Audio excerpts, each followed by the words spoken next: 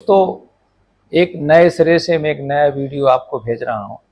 इसको देखिए, लाइक करिए, पढ़िए, समझिए और अपने दोस्तों को भी बताइए। क्योंकि आज की तारीख में मोटापा अगर हो रहा है तो बहुत सी बीमारियां तो होती हैं, जो मैंने पहले किसी मोटापे में बताया भी था। लेकिन गर्भवती माताओं में अगर मोटापा होता है या नॉर्मल जो 23 से 26 तक भी है बॉडी मास इंडेक्स होता है, उससे अगर 30-40 अगर हो जाता है तो ये मोटापा ज़्यादा मात्रा में नुकसानदायक होता है। वैसे भी आजकल की महिलाएं जो है काम में अपने बिजी रहने के कारण या अपना कैरियर बनाने के कारण बहुत समय तक, बहुत देर तक शादी करते हैं और 1 या 2 बच्चे ही करते हैं या बहुत में 1 होता है। तो अगर लगातार काम करने वाले, जो बैठ के काम करने वाले होते हैं, उनमें मोटापा होने की संभावना बहुत होती है, क्योंकि जितना वो खाते हैं उतना वो पचा नहीं पाते हैं। ना तो दोनों टाइम एक्सरसाइज करते हैं, ना प्राणायाम करते हैं, ना योगा करते हैं और मोटापा बढ़ता जाता है। लेकिन अगर गर्भवती माताओं में, जो माताएं गर्भवती होती हैं, होना चाहती हैं, उम्र आपकी 35 से ऊपर हो रही है, तो बहुत सी सावधानियां रखना पड़ती है और बहुत से उसमें कॉम्प्लिकेशन हो सकते हैं। वैसे मोटापा अपने आप में नुकसानदायक होता है, जिसमें डायबिटीज़ भी हो सकती है, ब्लड प्रेशर भी बढ़ सकता है और कई कई बार हमारे दिमाग में डिप्रेशन भी आ जाता है। कई कई लोग टोकते भी रहते हैं, अरे बहुत मोटे हो गए, अब बच्चा कैसे होगा। और बच्चे को पेट कंसीव करने के लिए बहुत से आपके बॉडी के जो हार्मोन होते हैं उनकी मात्रा कम या ज़्यादा होती रहती है और आपका बच्चा गर्भधारण नहीं कर पाता। गर्भधारण ना करने के लिए आप बहुत से इलाज करते रहते हैं। बहुत से कारण, कोई ज़रूरी नहीं कि सिर्फ आपके बच्चा कंसीव नहीं कर पा रहा, उसके एक ही कारण है मोटापा। बहुत से कारण हो सकते हैं, कंडा बन रहा है कि नहीं बन रहा है, बच्चेदानी ठीक है कि नहीं, बच्चेदानी में सेप्टम बना तो नहीं हुआ है, कोई गठाने तो नहीं है, कोई हार्मोन तो नहीं है, या आपके एंड्रोमेट्रियम, जो पीसीओडी बोलते रहते हैं, ये बीमारियां हैं। इन सब बीमारियों से भी आपका बच्चा आप गर्भ नहीं ठहर पाता है और आप लोग चिंतित रहते हैं। चिंतित रहने से भी कुछ दिमाग के हार्मोन जो होते हैं वो आपको डिप्रेस करके रखते हैं और वो आपका ओवुलेशन, माने अंडा ओवरी से नहीं फट पाता है या नहीं बनता है या कम मात्राएं बनते हैं। तो ध्यान रखना पड़ता है कि माँ के लिए अगर प्रेगनेंसी हुई, मान लो प्रेगनेंसी हो गई, तो उसमें आपको पहले 3 महीने में डायबिटीज़ होने की संभावना होती है, जिसको बोलते हैं जेस्टेशनल डायबिटीज़। माने गर्भ के दौरान आपको डायबिटीज़ अगर हो गई तो ये डिलीवरी के बाद अपने आप ठीक भी हो जाती है, लेकिन कई बार ये आपको लंबे समय तक डायबिटीज़ रहती है। जैसा थायराइड में भी होता है, गर्भ में अगर थायराइड की मात्रा कम है तो या तो कंसीव नहीं करेगी, और कंसीव करे तो हाइपोथायराइड से आपके बच्चा भी हाइपोथायराइड होगा और बहुत सी प्रॉब्लम होती रहती है। अगर अक्सर महिलाओं की उम्र ज़्यादा होने से वो ज़्यादा कहते हैं कि था हमको तो एक ही बच्चा होना है, आप तो ऑपरेशन कर दीजिए। ऑपरेशन करने में भी बहुत सी तकलीफ होती है। एक तो मोटापा होने से इतना पेट में फैट होता है, एम्बोलिज्म का डर रहता है, पीपीएच माने पोस्टपार्टम हेमरेज का डर होता है, या जब एनेस्थीसिया लगाते हैं, कहते हैं हमको दर्दलेस एनेस्थीसिया बोलते हैं, दर्द ना हो ऐसा एनेस्थीसिया बोलते हैं। एक्स्ट्रा ड्यूरल एनेस्थीसिया लगातार देते रहते हैं ताकि दर्द ना हो, डिलीवरी हो जाए। इन सब को देखते हुए आपको ये ध्यान रखना पड़ता है आपका खान पान कैसा है, आपका ब्लड प्रेशर कैसा है, हाथ पैर में सूजन तो नहीं आ रही है, आपको रक्त की कमी तो नहीं है, और आपको अपने को पहले 3 महीने से लेकर 9 महीने तक लगातार आपके हाथ पैर की जांच, पेशाब की जांच, हृदय की जांच, ब्लड प्रेशर की जांच कराते रहना चाहिए और डायबिटीज़ के लिए चेक कराते रहना चाहिए।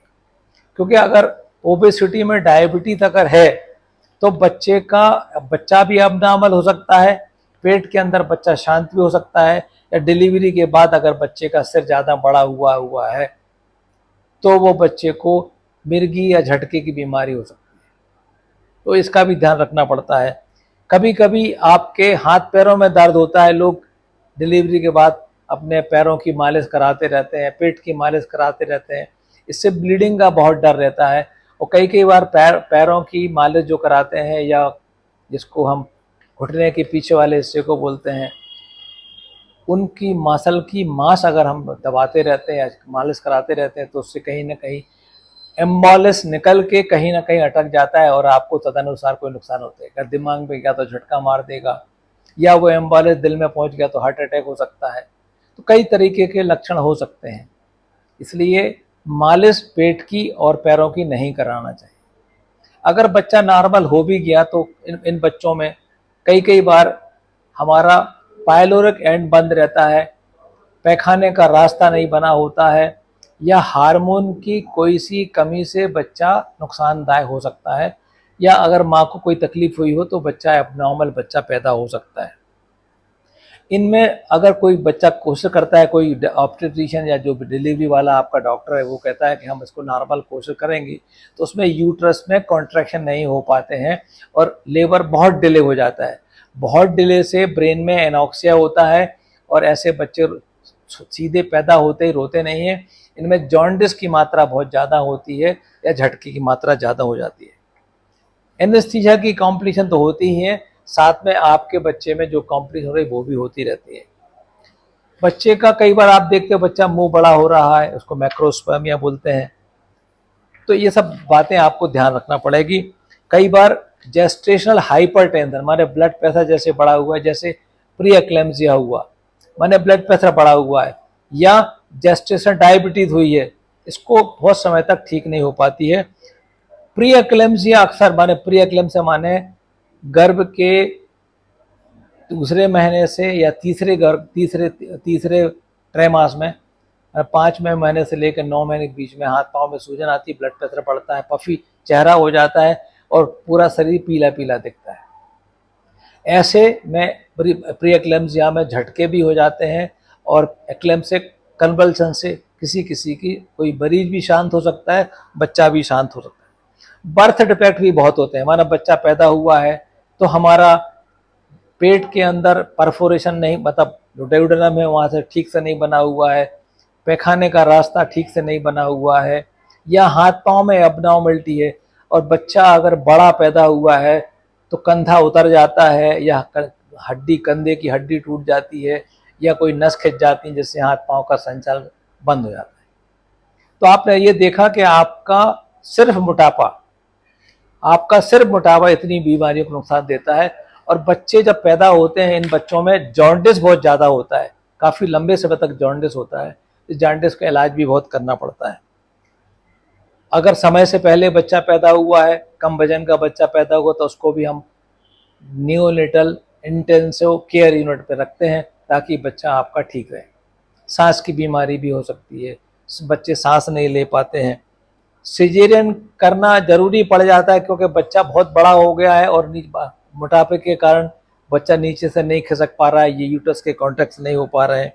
इसलिए बच्चों में तो जो तकलीफ होती है, माँ को तकलीफ भी उतनी ज़्यादा ही होती है कि कई बार तो स्पॉन्टेनियस अबॉर्शन हो जाता है। माने आपका बच्चा पूरे 9 महीने तो नहीं बढ़ पाए, 6-7 महीने में 5 महीने हुआ अबॉर्शन हो गया। तो ऐसी चीज़ों को रोकने के लिए आपको अपने खान पान पर ध्यान रखना पड़ता है। जो खा रहे हैं उसमें फैट की मात्रा, प्रोटीन की मात्रा, कार्बोहाइड्रेट की मात्रा कम होना चाहिए, नियमित समय पर खाना खाना चाहिए और बाएं करवट से आराम करना चाहिए। टीकाकरण टेटनस की सुई लगवाना चाहिए और अपने जो डिलीवरी कराने वाला डॉक्टर है उसके पास हमेशा संपर्क में रहिए। और कई बार तो कहते नहीं था मेरा तो आप इलेक्ट्रोसीजर करिए, हमारे जन्म पत्री वाले ज्योतिष वाले ने बताया इस तारीख को इतने बजे होना है, उसका इंतजार मत करिए। जो चिकित्सक बोल रहा है उसके हिसाब से आप काम करिए, तो आप स्वस्थ रहेंगे, बच्चा स्वस्थ रहेगा, क्योंकि बच्चा आपके परिवार में खुशी लाता है। उस खुशी को आप लोग महसूस करिए और अपने मोटापा शरीर का ध्यान रखिए। धन्यवाद।